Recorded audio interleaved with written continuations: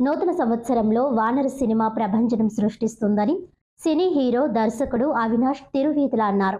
మంగళవారం రాజమండ్రి షెల్టన్ హోటల్లో హీరోయిన్ సిమ్రాన్ చౌదరితో కలిసి సినిమా ప్రమోషన్లో భాగంగా విలేకరుల సమావేశం ఏర్పాటు చేశారు. ఈ సందర్భంగా ఆయన మాట్లాడుతూ మొట్టమొదటిసారిగా నటుడు అవ్వాలనే కోరికతో సినిమాలకు వచ్చానని, అయితే అనుకోకుండా డైరెక్టర్ అయ్యానని తెలిపారు. ఉద్యోగస్తుల కుటుంబం నుంచి వచ్చిన తనకు సినిమా పరిశ్రమలో తనకు ఏ విధమైన బ్యాక్గ్రౌండ్ లేదని అన్నారు.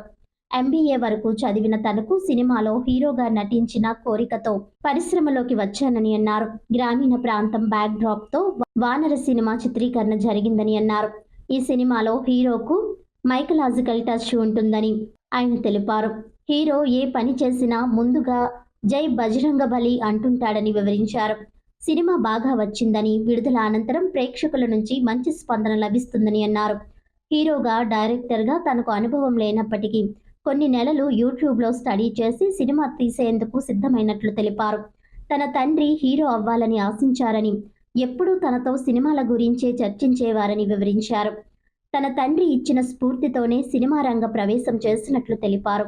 2026 జనవరి 1వ తేదీన వానర సినిమా విడుదల చేస్తున్నట్లు తెలిపారు.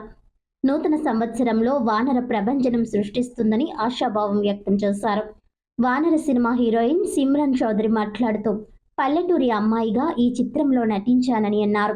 ఇప్పటి వరకు సుమారు 7 సినిమాల వరకు హీరోయిన్గా నటించానని అన్నారు. ప్రస్తుతం కొత్త సినిమా షూటింగ్ నిర్మాణంలో ఉందని తెలిపారు. వానర సినిమా రష్ చూసి చాలా బాగుంటుందని చెప్పారు. కథ, రొమాన్స్, సస్పెన్స్ తదితర డ్రామాతో సినిమా తీశామని అన్నారు. తాను క్లాసికల్ డాన్సర్నని, ఆ పాత్ర చేయాలనే కోరిక తనకు ఉందని అన్నారు. కాకపోతే ఏంటంటే ఇందులో ఒక మైథలాజికల్ టచ్ ఉంటుంది మనకి సినిమాలో. అంటే జనరల్గా మన మెటఫర్స్ యూజ్ చేస్తుంటాం కదా. మనం ఏదన్నా ఇంట్లో ఒక వెయిట్ మొయ్యాలన్నా, గట్టి వెయిట్ మొయ్యాలన్నా జై బజరంగ్ బలి అనుకుంటాం. అలాంటి మనం కనెక్ట్ అయ్యే మెటఫర్స్ యూజ్ చేసుకుంటూ ఒక స్టోరీని వీవ్ చేసాం మనం. So it is a rural drama with a mythological touch. డైరెక్టర్గా మీకు ఇప్పుడు ఈ మూవీ ఏ విధంగా క్రెడిబిలిటీ అనేది తీసుకొస్తుంది సార్? తప్పకుండా అండి. ఐ మీన్ మీరు టీజర్, సాంగ్స్ చూస్తుంటే ఆల్రెడీ చాలా మంచి రెస్పాన్స్ వస్తుంది మార్కెట్లో. సో దాంతోనే అట్లీస్ట్ మాకు ఒక మంచి పుష్ వచ్చింది మార్కెట్లోకి. అండ్ రిలీజ్ అయిన తర్వాత తప్పకుండా సినిమా చాలా బాగా వచ్చింది. మీరు కూడా చూస్తారు Jan 1st.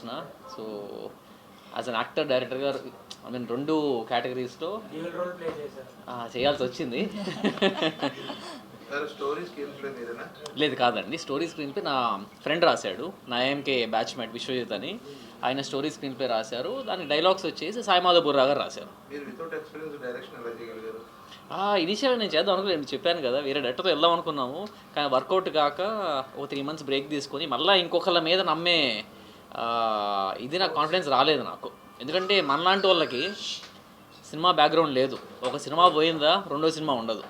ఇంకొకరి మీద మళ్ళీ నమ్మే అవకాశం, నాకు కాన్ఫిడెన్స్ అయితే నాకు రాలేదు. అందుకే నేను ఒక 3 నెలలు ఇంట్లో కూర్చొని యూట్యూబ్ ట్యూటోరియల్స్, ఏఐ యూజ్ చేసుకుంటూ డైరెక్షన్ నేర్చుకున్నాను. And I'm proud to say that నేను పూణే ఇన్స్టిట్యూట్లో చదువుకున్నా డైరెక్షన్ కోర్సు, నాకు ఇదే నాలెడ్జ్ వచ్చేది. సో ఈరోజు అంత మెటీరియల్ ఉంది మనకి. సో దానివల్ల నాకు ఈజీ అయింది. పోలీసు ఉన్నతాధికారి అవునండి జన్మించి మీరు సినిమా పట్ల ఎప్పుడు ఆకర్షితులయ్యారు, ఎప్పుడు ఇంట్రెస్ట్ వచ్చింది? అంటే మా నాన్నగారు కోరికట్ని ఇది. మా నాన్నగారు హీరో అవుదాం అనుకున్నారు, యాక్టర్ అవుదాం అనుకున్నారు, కానీ కాలేకపోయారు. ఆయన పోలీస్ డిపార్ట్మెంట్లో జాయిన్ అయిపోయారు. చిన్నప్పటి నుంచి మా కాన్వర్జేషన్స్ ఎట్లుండేవంటే, మాకు కైంటికి హోండా ఉండేది. రోజు స్కూల్కి ఆయన నన్ను డ్రాప్ చేసేవాళ్ళు, ముందు నన్ను కూర్చోబెట్టుకొని. ఏదంటే ఏం చెప్తారు, బాగా చదువుకోరా, అందరితో బాగుండని చెప్తారు కదా. మా నాన్నేమో అరే ఆ సినిమాకి వెళ్దాం ఈవినింగ్, ఆ హీరో బాగా చేశాడు కదా నిన్న చూసిన సినిమాలో, జాకీ చాన్ సినిమా డబ్బింగ్ వస్తుందంటే ఈ వీకెండ్ దానికి వెళ్దామా, ఇలాంటివి మాకు జరుగుతూ ఉండేది. అలా ఆయన ఇష్టం నాకు వెళ్ళి నా ఇష్టం అయిపోయింది. ఆ ఇష్టం కొద్ది ప్యాషన్ అయిపోయి నేను ఫైనల్లీ ఇక్కడ ఉన్నాను.